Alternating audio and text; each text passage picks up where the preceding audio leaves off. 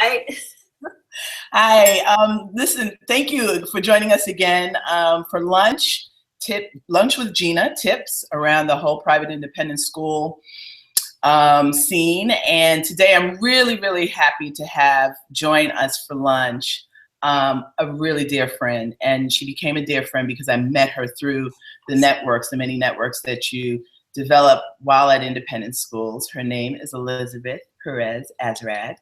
And Liz, as I call her, is the mother of 4 children, 2 of which have graduated from independent schools and off into college, and 2 more currently in independent schools. So she has a lot of knowledge and a lot of experience navigating an independent school environment.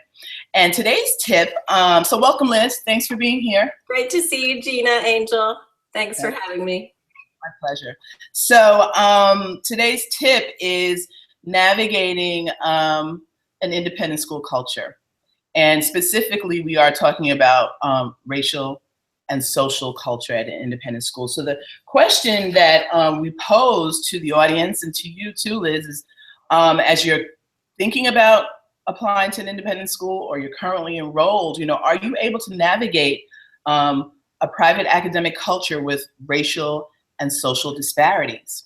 So I think what I'd like to do is to tell you that this is one of the questions that is part of the book to see if an independent school is a right fit for your family.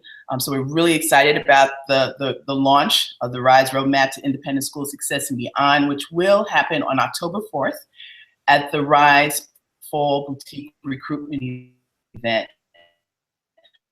We're here to see families of color, and in addition, we will be launching the book, and we'll dig more into it. But so that was one of the questions that we asked, but I think let's just give you a snapshot of what the culture of an independent school looks like racially and socially. So according to the National Association of Independent Schools, NAIS, which is the governance of independent schools across the country, the total enrollment of students of color in independent schools, day and boarding, is about 29%. And how does that break down? 6.3% are African American, 4.4% are Hispanic American, 8.3% are Asian American, 7% are multiracial American, 0.3% are Native American, 1.3% Pacific Islander, and 1.4% Middle Eastern American. The average classroom has about 15 students. That's the average classroom size. So this means that about 4 students in every class could potentially be a student of color. Here's the breakdown of faculty and staff across the country. 13.2% are of color, the breakdown of faculty and administrators of color. 13.2% are faculty, 11.1% are administrators, 16.5% are instructional support, and 27% are other staff. So that's what people of color look like in leadership positions and supports positions at schools. So let's talk a little bit about the socioeconomics. It's no secret, Liz, right, that independent schools have some of the highest tuitions in the country. It can even rival some college tuitions. Without question. Yeah, the national average median tuition for independent day schools is $22,000 per year. And boarding median averaging $50,000 per year. So we just put some stuff out there, and we don't want you to be discouraged. We really don't want you to be discouraged. Right. It's about excellence in education, and this happens to be where it is. And for many of us, parents and schools included, we are willing to do the work, right? Liz and you and I talk about how independent schools are just like this, the best place to have social justice conversations because they allow it, they make the time for it, and they put the funding towards it.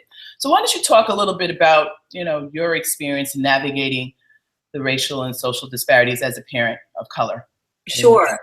Well, just a little bit of background. So I grew up in Texas, primarily in the 70s and 80s, and was blessed by my parents having this vision of sending me to the best education that they could. So I really was in parochial school for a few years, and then went to independent school. And as a Mexican American in North Texas, it really put me in a very token position, especially during that time in our nation's country. So, I had a lot of success, went on to a tremendous university undergraduate and then graduate level, and did fine and thought, well, everything's great. I have a vision for my own kids' education. And it really wasn't till I got to putting them through the educational system that I realized, as a parent of color, I have some baggage from that time period.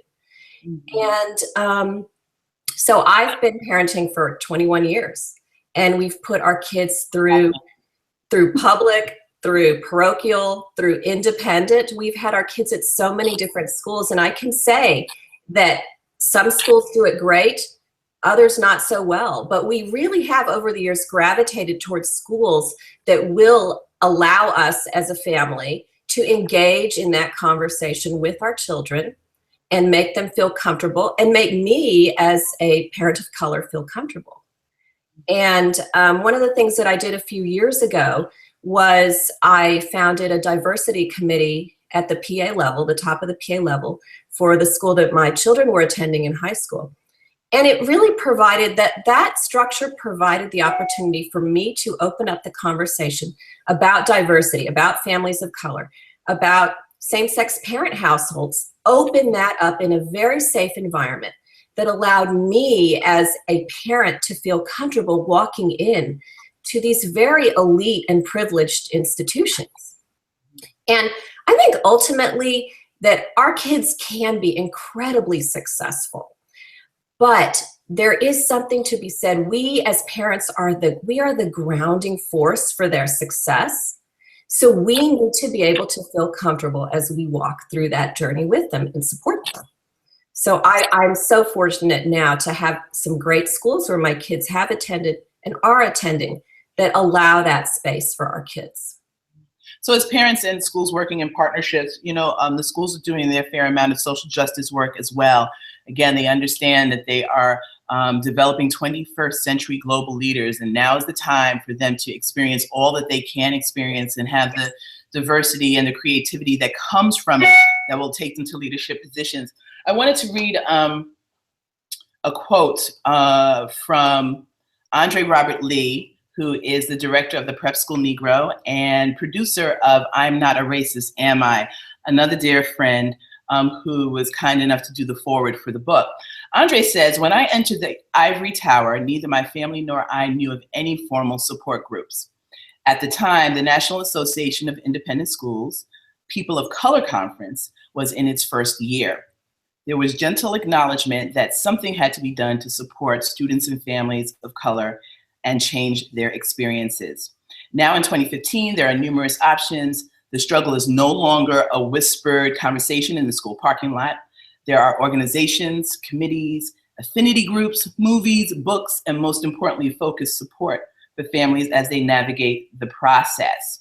And it's true, again, there's so many resources that are out there for families to take advantage of, and they should. There are affinity groups for parents, like parents of color. Many of our independent schools do have these formal PA recognized committees that allow for acknowledgement, for a sense of belonging, so that we can get right back out into the larger community and have a voice and implement whatever change that we feel that needs to be had. So a really great fertile ground for not only navigating these spaces, but adding to them and to complement them. Another quote that we have under the whole financial piece, because that's the whole socioeconomic disparity is really there, right? You think about, the 1% are sending their kids, most of them, to these private independent schools. So what happens with this socioeconomic disparity? And we don't want parents to be discouraged either by the cost of tuition. Some people can pay tuition out of a place of abundance, and some people pay tuition out of a place of sacrifice. But our schools know that in order to develop and provide a space that is equitable, financial resources have to be made. So Sheila Hicks, who happens to be the director of middle school admissions at a private independent school and also oversees financial aid, had this to say: independent schools need financial aid. It allows us to have the students and the families at our school who are the best fit, without relying on each of those families to also be in a financial situation to pay full tuition. Without financial aid, we would certainly have a decline in the diversity of perspectives that make up our parent and student bodies, and we would miss out on some real gems. And that's the case too. I think we're starting to have more conversations around socioeconomics, wouldn't you say?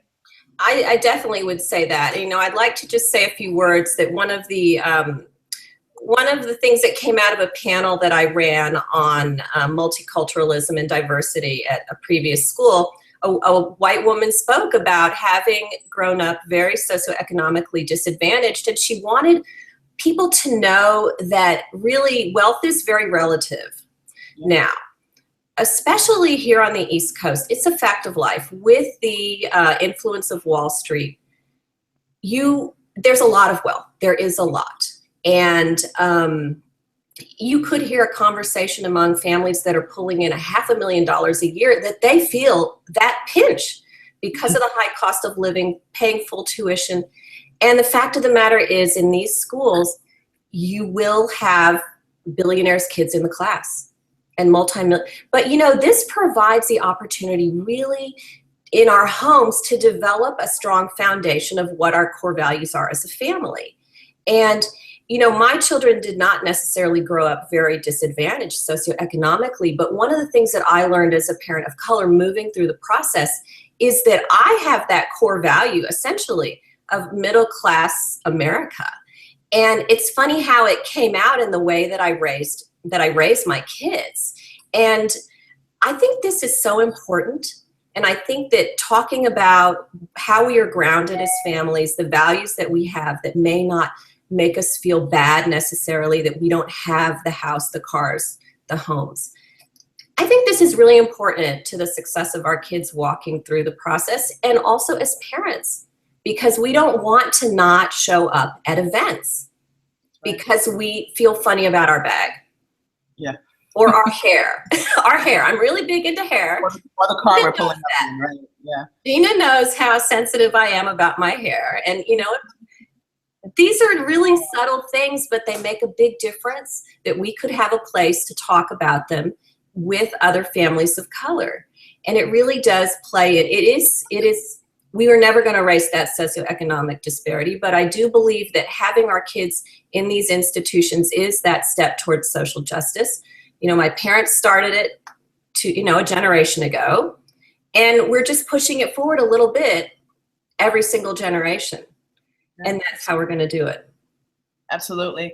So, yeah, I think, again, there's no better place. And it's really not about private versus public. We've been having some of that conversation bubble up in social media. It's all about school choice, right? Yes. And I know that in many private independent school settings, I, as a parent, in partnership with the school, have a voice and a platform to raise social justice issues that's affecting the world around us. We're somewhat in a bubble in school at points in time, but you know, this elevated conversation is a real strong possibility, and I think everybody's benefiting from it. And I believe our children are going to be the ones who are well equipped to be the change agents that are out there, making this world a better place and more equitable for everyone.